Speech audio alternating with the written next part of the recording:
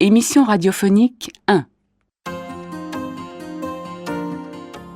France Inter, il est 6h15 et c'est l'heure de Grand Angle. Vous connaissiez le musée du Louvre à Paris, mais connaissez-vous le Louvre de Lens? Notre émission est consacrée ce matin à ce nouveau musée qui a ouvert ses portes depuis 1 mois dans le nord de la France, plus précisément dans le département du Pas-de-Calais. Et 1 mois après son ouverture, on compte déjà près de 120 000 visiteurs. À Lens, l'arrivée de ce musée semble faire l'unanimité dans la population locale. Depuis son ouverture, les restaurants sont toujours pleins. Ils ont affaire à une nouvelle clientèle constituée principalement de Belges, car beaucoup de personnes viennent de Bruxelles. Les Anglais sont encore rares, mais on a vu des Italiens, des Polonais et même des Chinois. Donc on vient du monde entier à Lens. Beaucoup de Parisiens arrivent pour la journée en prenant le train. Mais la majorité des touristes vient tout de même du Pas-de-Calais, et ces touristes font eux aussi l'aller-retour dans la journée. Que se passe-t-il quand on veut dormir à Lens ? Il existe des hôtels, mais beaucoup choisissent les chambres d'hôtes parce qu'ils préfèrent l'hébergement en famille. Et leurs commentaires sont très encourageants, car souvent, les touristes avaient des préjugés avant de venir dans le Pas-de-Calais. Mais beaucoup maintenant disent qu'ils vont revenir parce qu'ils ont envie de visiter la région. Une petite ombre au tableau. Beaucoup se plaignent qu'il est difficile d'arriver au musée à partir du centre-ville et inversement. Pourquoi ? À cause de la mauvaise signalisation. C'est un problème que la mairie a promis de résoudre rapidement. Tout sera rentré dans l'ordre dès le printemps prochain.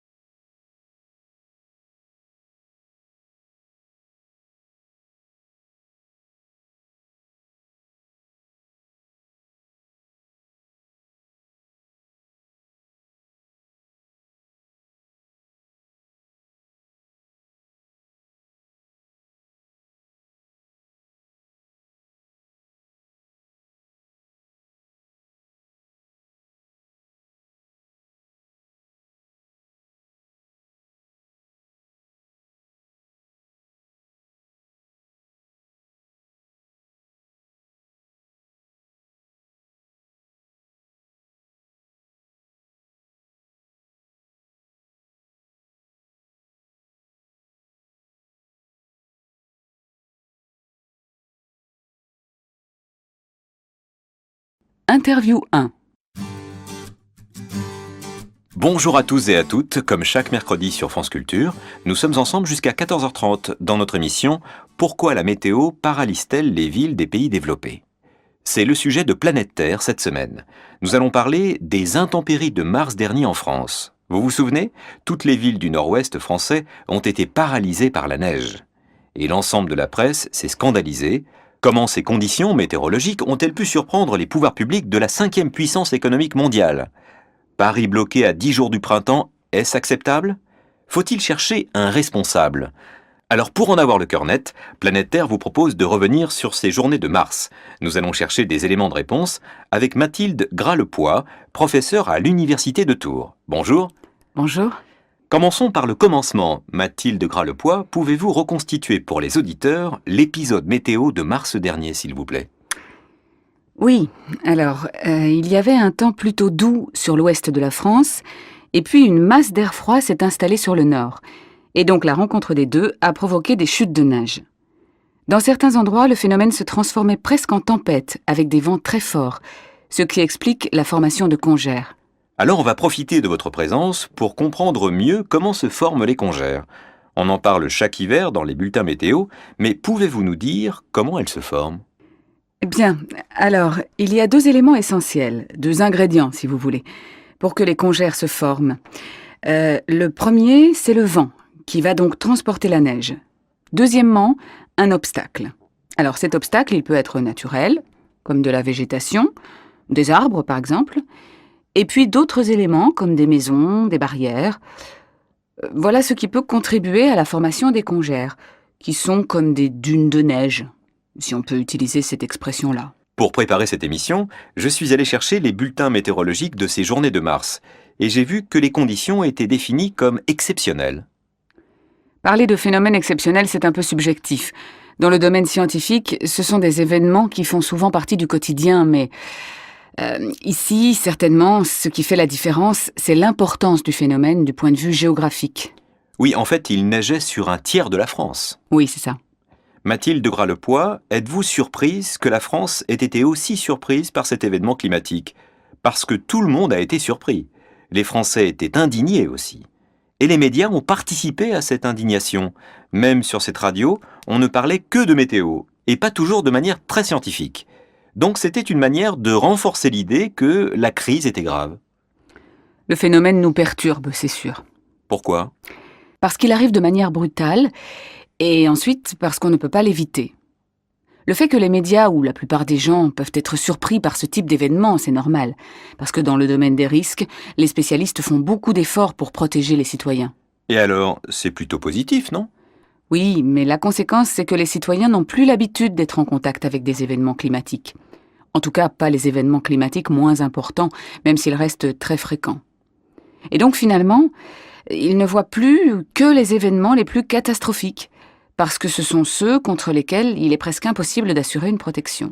Donc on parle bien d'événements exceptionnels. S'il neige en hiver dans le nord de la France, ce n'est pas un événement vraiment exceptionnel selon moi. Mais ce qui est vraiment exceptionnel, c'est la perturbation que le phénomène provoque dans les villes, dans le système urbain. Quand il y a un incident de ce type, la ville ne fonctionne plus. Et c'est cela que les gens n'acceptent pas. Mais pourquoi sommes-nous aussi frustrés quand nous ne pouvons plus nous déplacer, communiquer à cause du temps qu'il fait ? Habiter en ville, ce n'est pas toujours totalement naturel, vous savez. Ah bon ? Oui, les gens acceptent de vivre en ville parce que la ville leur garantit certaines choses. C'est une sorte de pacte, de contrat en somme. Et quelles sont ces choses ? Les 2 grandes fonctions que remplit la ville, c'est premièrement habiter, c'est-à-dire dormir, pouvoir rentrer chez soi. Et puis ensuite, la ville garantit d'avoir accès à des ressources économiques, de loisirs, informatives. Et en cas de perturbation, ces 2 grandes fonctions ne fonctionnent plus. On ne peut plus rentrer chez soi, on ne peut pas aller travailler, on ne peut pas aller rejoindre ses amis. Donc à un certain moment, on a une ville qui n'est plus capable d'assurer ses fonctions, et cela devient une véritable crise. Mais ce sont des villes qui disposent d'une technologie avancée, des villes modernes pourtant. Justement, aujourd'hui dans les villes, on a toujours plus d'activités, de population, de données, et on a l'impression que cette accumulation les rend particulièrement vulnérables. Tous les bulletins météo demandaient aux gens de rester chez eux. Et pourtant, un certain nombre de personnes ont décidé de prendre leur voiture quand même pour sortir. Comment l'expliquez-vous? Parce que la ville, le système urbain, est un espace de mobilité. On a parlé des fonctions tout à l'heure. Habiter, avoir accès aux ressources. Entre les deux, il faut pouvoir se déplacer de plus en plus vite. Et le contrat que les citoyens passent pour accepter de vivre dans les villes est celui d'avoir accès à cette mobilité de manière quasi instantanée. Pour eux, c'est un droit. Et quand cette mobilité n'est plus garantie, c'est insupportable. Merci Mathilde de Gras-le-Poix de nous avoir apporté toutes ces informations. Je rappelle que vos articles et vos publications se trouvent en lien sur notre site, ainsi que de nombreuses photos et un dossier de presse.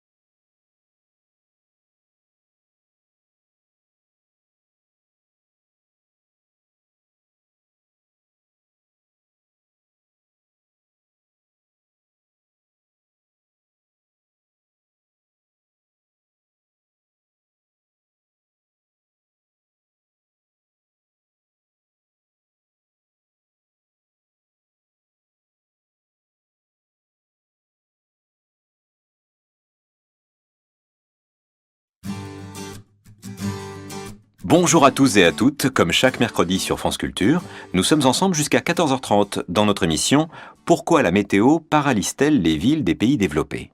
C'est le sujet de Planète Terre cette semaine. Nous allons parler des intempéries de mars dernier en France. Vous vous souvenez? Toutes les villes du nord-ouest français ont été paralysées par la neige. Et l'ensemble de la presse s'est scandalisé.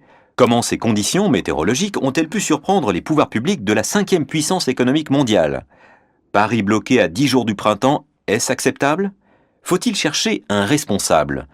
Alors pour en avoir le cœur net, Planète Terre vous propose de revenir sur ces journées de mars. Nous allons chercher des éléments de réponse avec Mathilde Gras-le-Poix, professeure à l'Université de Tours. Bonjour. Bonjour.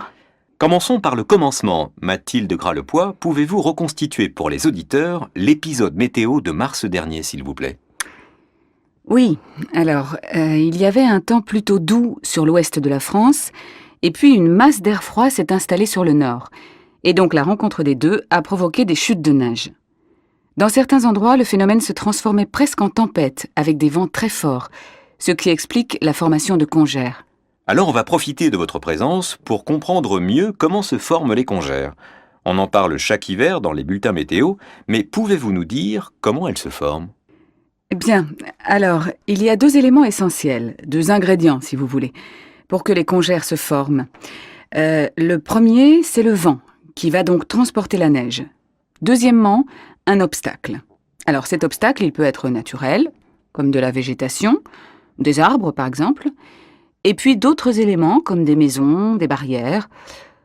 Voilà ce qui peut contribuer à la formation des congères, qui sont comme des dunes de neige, si on peut utiliser cette expression-là. Pour préparer cette émission, je suis allé chercher les bulletins météorologiques de ces journées de mars, et j'ai vu que les conditions étaient définies comme exceptionnelles. Parler de phénomènes exceptionnels, c'est un peu subjectif. Dans le domaine scientifique, ce sont des événements qui font souvent partie du quotidien, mais ici, certainement, ce qui fait la différence, c'est l'importance du phénomène du point de vue géographique. Oui, en fait, il neigeait sur un tiers de la France. Oui, c'est ça. Mathilde Gras-Lepoix, êtes-vous surprise que la France ait été aussi surprise par cet événement climatique? Parce que tout le monde a été surpris. Les Français étaient indignés aussi. Et les médias ont participé à cette indignation. Même sur cette radio, on ne parlait que de météo, et pas toujours de manière très scientifique. Donc c'était une manière de renforcer l'idée que la crise était grave. Le phénomène nous perturbe, c'est sûr. Pourquoi? Parce qu'il arrive de manière brutale, et ensuite parce qu'on ne peut pas l'éviter. Le fait que les médias ou la plupart des gens peuvent être surpris par ce type d'événement, c'est normal, parce que dans le domaine des risques, les spécialistes font beaucoup d'efforts pour protéger les citoyens. Et alors, c'est plutôt positif, non? Oui, mais la conséquence, c'est que les citoyens n'ont plus l'habitude d'être en contact avec des événements climatiques. En tout cas, pas les événements climatiques moins importants, même s'ils restent très fréquents. Et donc finalement, ils ne voient plus que les événements les plus catastrophiques, parce que ce sont ceux contre lesquels il est presque impossible d'assurer une protection. Donc on parle bien d'événements exceptionnels. S'il neige en hiver dans le nord de la France, ce n'est pas un événement vraiment exceptionnel selon moi. Mais ce qui est vraiment exceptionnel, c'est la perturbation que le phénomène provoque dans les villes, dans le système urbain. Quand il y a un incident de ce type, la ville ne fonctionne plus. Et c'est cela que les gens n'acceptent pas. Mais pourquoi sommes-nous aussi frustrés quand nous ne pouvons plus nous déplacer, communiquer à cause du temps qu'il fait? Habiter en ville, ce n'est pas toujours totalement naturel, vous savez. Ah bon? Oui, les gens acceptent de vivre en ville parce que la ville leur garantit certaines choses. C'est une sorte de pacte, de contrat en somme. Et quelles sont ces choses? Les deux grandes fonctions que remplit la ville, c'est premièrement habiter, c'est-à-dire dormir, pouvoir rentrer chez soi. Et puis ensuite, la ville garantit d'avoir accès à des ressources économiques, de loisirs, informatives. Et en cas de perturbation, ces deux grandes fonctions ne fonctionnent plus. On ne peut plus rentrer chez soi, on ne peut pas aller travailler, on ne peut pas aller rejoindre ses amis. Donc à un certain moment, on a une ville qui n'est plus capable d'assurer ses fonctions, et cela devient une véritable crise. Mais ce sont des villes qui disposent d'une technologie avancée, des villes modernes pourtant. Justement, aujourd'hui dans les villes, on a toujours plus d'activités, de population, de données, et on a l'impression que cette accumulation les rend particulièrement vulnérables. Tous les bulletins météo demandaient aux gens de rester chez eux. Et pourtant, un certain nombre de personnes ont décidé de prendre leur voiture quand même pour sortir. Comment l'expliquez-vous? Parce que la ville, le système urbain, est un espace de mobilité. On a parlé des fonctions tout à l'heure. Habiter, avoir accès aux ressources. Entre les deux, il faut pouvoir se déplacer de plus en plus vite. Et le contrat que les citoyens passent pour accepter de vivre dans les villes est celui d'avoir accès à cette mobilité de manière quasi instantanée. Pour eux, c'est un droit. Et quand cette mobilité n'est plus garantie, c'est insupportable. Merci Mathilde Gras-Lepoix de nous avoir apporté toutes ces informations. Je rappelle que vos articles et vos publications se trouvent en lien sur notre site, ainsi que de nombreuses photos et un dossier de presse.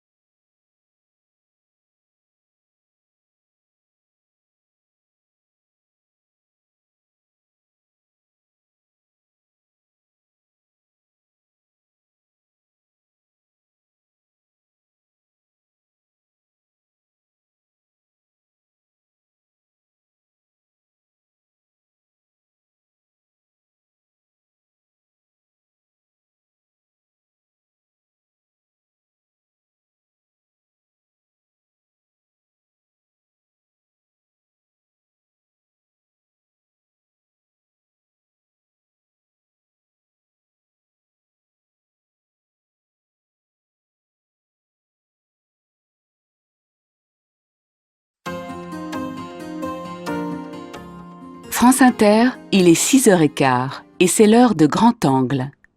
Vous connaissiez le musée du Louvre à Paris, mais connaissez-vous le Louvre de Lens ? Notre émission est consacrée ce matin à ce nouveau musée qui a ouvert ses portes depuis 1 mois dans le nord de la France, plus précisément dans le département du Pas-de-Calais. Et 1 mois après son ouverture, on compte déjà près de 120 000 visiteurs. À Lens, l'arrivée de ce musée semble faire l'unanimité dans la population locale. Depuis son ouverture, les restaurants sont toujours pleins. Ils ont affaire à une nouvelle clientèle constituée principalement de Belges, car beaucoup de personnes viennent de Bruxelles. Les Anglais sont encore rares, mais on a vu des Italiens, des Polonais et même des Chinois. Donc on vient du monde entier à Lens. Beaucoup de Parisiens arrivent pour la journée en prenant le train. Mais la majorité des touristes vient tout de même du Pas-de-Calais, et ces touristes font eux aussi l'aller-retour dans la journée. Que se passe-t-il quand on veut dormir à Lens ? Il existe des hôtels, mais beaucoup choisissent les chambres d'hôtes parce qu'ils préfèrent l'hébergement en famille. Et leurs commentaires sont très encourageants, car souvent, les touristes avaient des préjugés avant de venir dans le Pas-de-Calais. Mais beaucoup maintenant disent qu'ils vont revenir parce qu'ils ont envie de visiter la région. Une petite ombre au tableau. Beaucoup se plaignent qu'il est difficile d'arriver au musée à partir du centre-ville et inversement. Pourquoi ? À cause de la mauvaise signalisation. C'est un problème que la mairie a promis de résoudre rapidement. Tout sera rentré dans l'ordre dès le printemps prochain.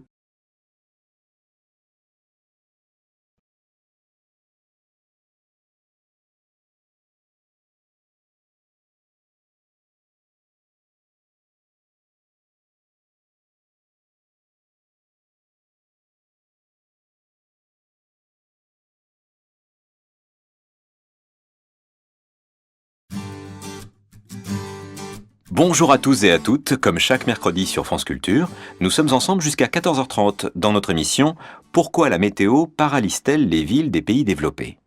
C'est le sujet de Planète Terre cette semaine. Nous allons parler des intempéries de mars dernier en France. Vous vous souvenez ? Toutes les villes du nord-ouest français ont été paralysées par la neige. Et l'ensemble de la presse s'est scandalisé. Comment ces conditions météorologiques ont-elles pu surprendre les pouvoirs publics de la 5e puissance économique mondiale ? Paris bloqué à 10 jours du printemps, est-ce acceptable ? Faut-il chercher un responsable ? Alors pour en avoir le cœur net, Planète Terre vous propose de revenir sur ces journées de mars. Nous allons chercher des éléments de réponse avec Mathilde Gras-Lepoix, professeure à l'Université de Tours. Bonjour. Bonjour. Commençons par le commencement. Mathilde Gras-Lepoix, pouvez-vous reconstituer pour les auditeurs l'épisode météo de mars dernier, s'il vous plaît ? Oui, alors, il y avait un temps plutôt doux sur l'ouest de la France, et puis une masse d'air froid s'est installée sur le nord. Et donc la rencontre des deux a provoqué des chutes de neige. Dans certains endroits, le phénomène se transformait presque en tempête, avec des vents très forts, ce qui explique la formation de congères. Alors on va profiter de votre présence pour comprendre mieux comment se forment les congères. On en parle chaque hiver dans les bulletins météo, mais pouvez-vous nous dire comment elles se forment ? Bien, alors, il y a 2 éléments essentiels, 2 ingrédients si vous voulez, pour que les congères se forment. Le premier, c'est le vent, qui va donc transporter la neige. Deuxièmement, un obstacle. Alors cet obstacle, il peut être naturel, comme de la végétation, des arbres par exemple, et puis d'autres éléments comme des maisons, des barrières.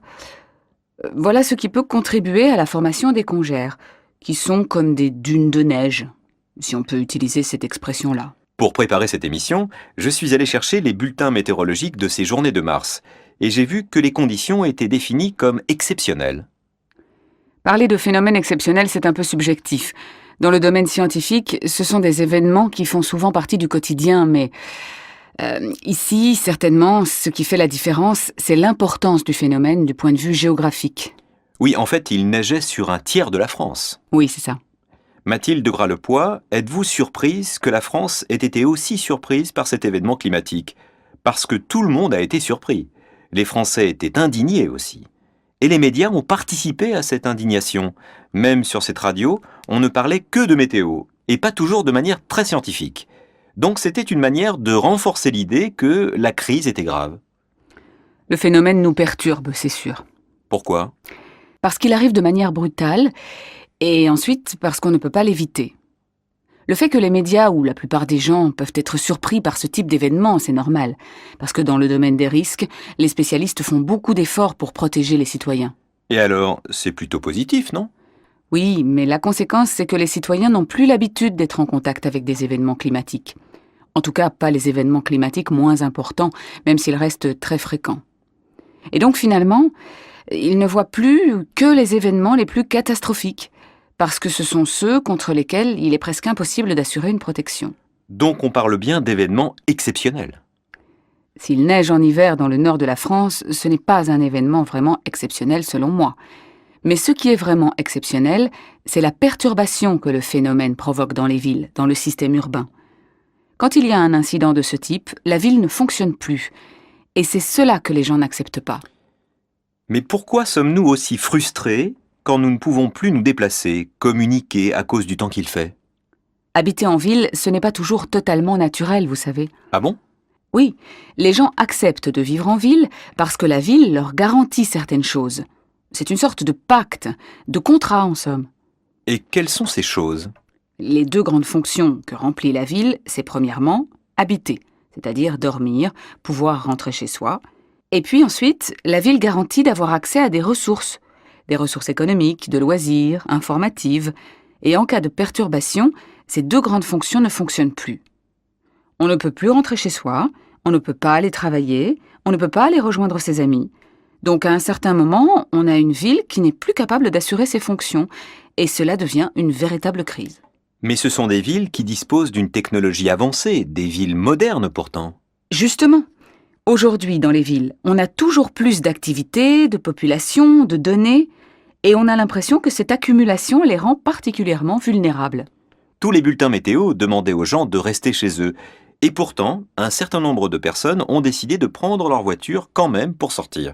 Comment l'expliquez-vous? Parce que la ville, le système urbain, est un espace de mobilité. On a parlé des fonctions tout à l'heure. Habiter, avoir accès aux ressources. Entre les deux, il faut pouvoir se déplacer de plus en plus vite. Et le contrat que les citoyens passent pour accepter de vivre dans les villes est celui d'avoir accès à cette mobilité de manière quasi instantanée. Pour eux, c'est un droit. Et quand cette mobilité n'est plus garantie, c'est insupportable. Merci Mathilde de Gras-le-Poix de nous avoir apporté toutes ces informations. Je rappelle que vos articles et vos publications se trouvent en lien sur notre site, ainsi que de nombreuses photos et un dossier de presse.